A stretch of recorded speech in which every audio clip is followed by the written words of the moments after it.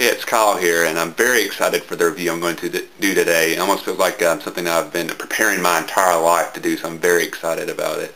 That might sound a little strange, but let me explain. I'll be reviewing Star Wars books today, and I've been a huge Star Wars fan since I was a little kid, so I'm very, very, very excited about doing this review. Before I can kind of get started talking about the books in general, I wanted to give you kind of like an overview of the different type of Star Wars series they do.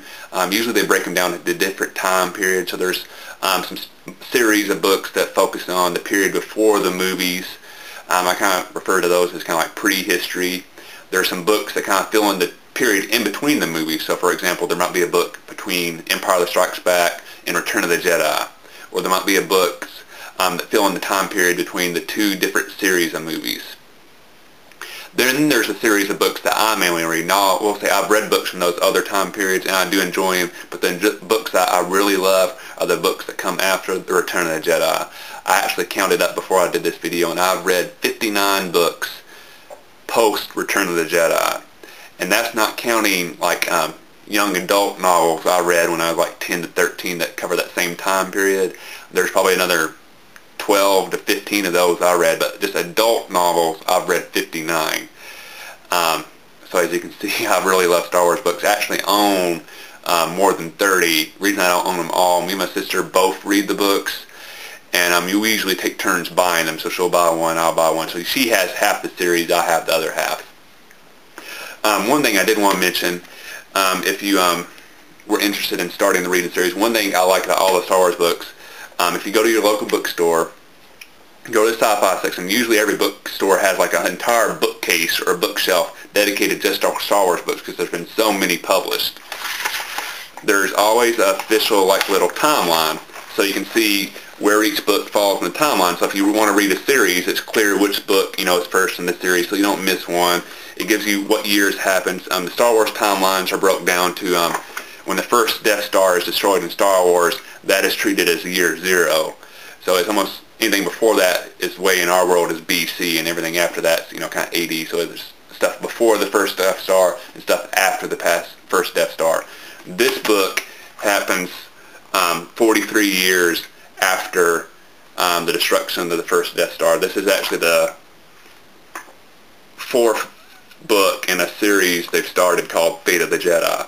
There's been several little mini-series. They usually break them down into mini-series, so each series will have, they'll be as short as sometimes 3 books, and there's been a series as long as 15 books, and they'll kind of have a storyline they kind of wrap up, and they kind of start a new storyline, new heroes emerge, new bad guys, all that type of stuff.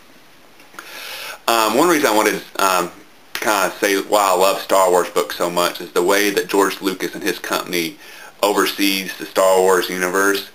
They're very controlling of it. So anything that comes out that deals with anything that Star Wars storyline, be it the movies, the TV show on the Cartoon Network, comic books, if a video game has any Star Wars storyline in it, in the books, all that is official Star Wars history, and none of it is supposed to contradict each other. So if you read a book and it has like a character dying, then the next book in a series or a video game that's set after the book won't have that character being alive. Everything is treated as official Star Wars history, so everything has to go along with each other. It can't contradict everything. So because of that, it's real easy. You never get lost in the storyline. You're not like reading a book and something, and then all at once they change something, like somebody who is married all at once, the wife just vanishes and they don't mention a character anymore. So it's very smooth. Everything makes sense. It doesn't get confusing because of that. Also because of that, Star Wars puts out these like little official history books every few years. They have to put out new books fairly often because they put out so many new books that change and update the Star Wars history. They have to put up almost like new, it's usually referred to as like Star Wars encyclopedias. They kind of update the official history of Star Wars. So if you start reading some Star Wars books, I would suggest getting those books, on the official history, and then basically figure out, what year your book is set in, and then read the encyclopedia up to that so you can kind of get caught up on all the stuff that's happened outside of the movies. I would say if you like the Star Wars movies, you'll love the Star Wars books. To me, almost the Star Wars books, I almost became to like them almost more than the movies because, like I said, I've read 59 of these books after Return of the Jedi, so you got to get know the characters so much better than you did in the movies, because movies are just a couple hour segments. Here I've read 59 books, so you know everything about these characters, every facet of their life. You've seen characters who are in the movies, age, have kids, get married. Their kids get married and start to have kids. So the characters are so rich because, like I said, there's so many books that came out. They have all this time to delve into very minute issues that sometimes other book series kind of ignore because it's very constricting. Usually book series are 4, 5, 6 books maybe at the tops. Here, you get Star Wars books, it's a never-ending cycle. They just put out new and new and new, so you can always keep on building on the storyline. So I really love that rich history they build in the books. If you want to start with the series I really love, after Return of the Jedi, I suggest you start with Truce of Baccarat. This book deals with the period immediately after the Return of the Jedi, when the Empire is still around, but they're quickly losing the war, and the Rebel Alliance, which in the books becomes the New Republic, is starting to take over the entire universe. So that's a good start. But you don't have to read all 59 books I have. Like I mentioned in the little timeline thing, they do several mini-series. So basically you can kind of go and learn about each of the series and kind of figure out which one you want to start at. I would highly recommend you check out the Thrawn trilogy. There's a character they established in the book called Grand Admiral Thrawn. He is kind of the new big bad guy they created early on in the book series. And he is one of the most fascinating characters I've ever read, and not just Star Wars books, any books in general. You absolutely love him. It's one of those things I almost wish they would do a movie just so you could see that character. He's just absolutely brilliant.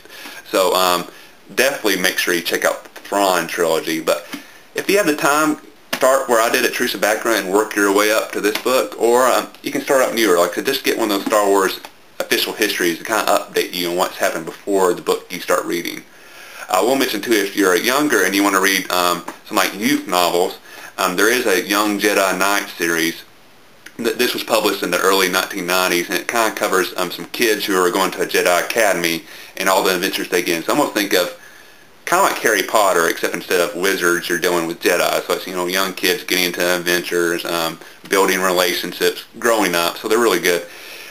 Don't let the size of this fool you. This is actually 3 youth novels combined into one book, so it's easier for you to buy. I actually bought them when I was a little kid, and I sold them, and so now I'm getting the recollected versions they're putting out. So, like I said, it's the Young Jedi Knight series. They put 2 of these books out that have 3 youth novels. Hopefully they'll do the entire youth series like this.